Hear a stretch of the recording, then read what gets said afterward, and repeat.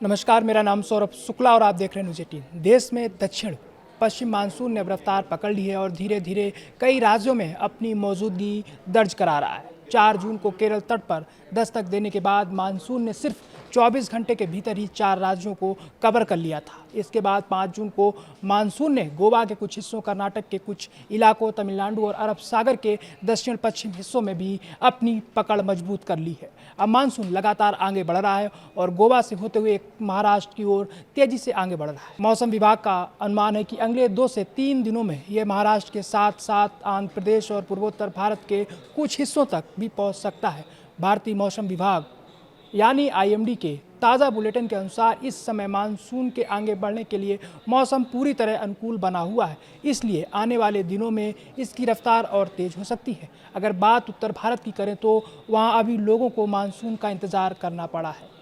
Delhi NCR में जहां 2 दिन की हल्की राहत के बाद फिर से तेज़ धूप निकल आई है, वहीं गर्मी ने एक बार फिर लोगों को परेशान करना शुरू कर दिया है।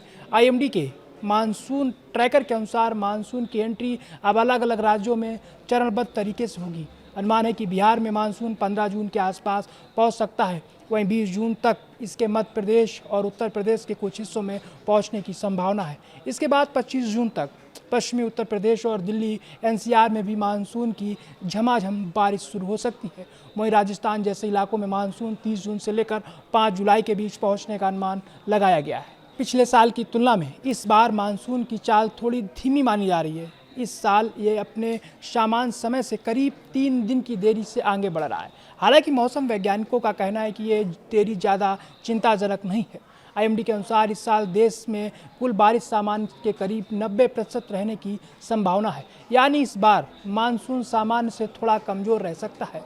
मौसम वैज्ञानिकों के मुताबिक इसका एक कारण अल नीनो की स्थिति का विकसित होना भी है। अल नीनो एक ऐसी समुद्री और वायुमंडलीय स्थिति होती है जिसका असर सीधे भारत के मानसून पर पड़ता है। जब अल नीनो सक्रिय होता है तो भारत में बारिश सामान्य से कम होने की संभावना बढ़ जाती है। हालांकि राहत की बात यह है कि फिलहाल जून के महीने में अल नीनो का प्रभाव कमज़ोर रहने का अनुमान है, लेकिन सितंबर तक इसके फिर से मजबूत होने की आशंका जताई गई है। कुल मिलाकर देखा जाए तो मानसून ने देश के दक्षिणी हिस्सों में दस्तक दे दी है और अब यह धीरे धीरे मध्य और उत्तर भारत की ओर बढ़ रहा है। आने वाले कुछ दिन बेहद अहम होंगे क्योंकि इसी दौरान तय होगा कि देश में बारिश कितनी तेज़ी से फैलती है। फिलहाल लोगों की नज़रें आसमान पर टिकी हैं और हर किसी को बस एक ही चीज़ का इंतज़ार है, झमाझम बारिश और गर्मी से राहत का।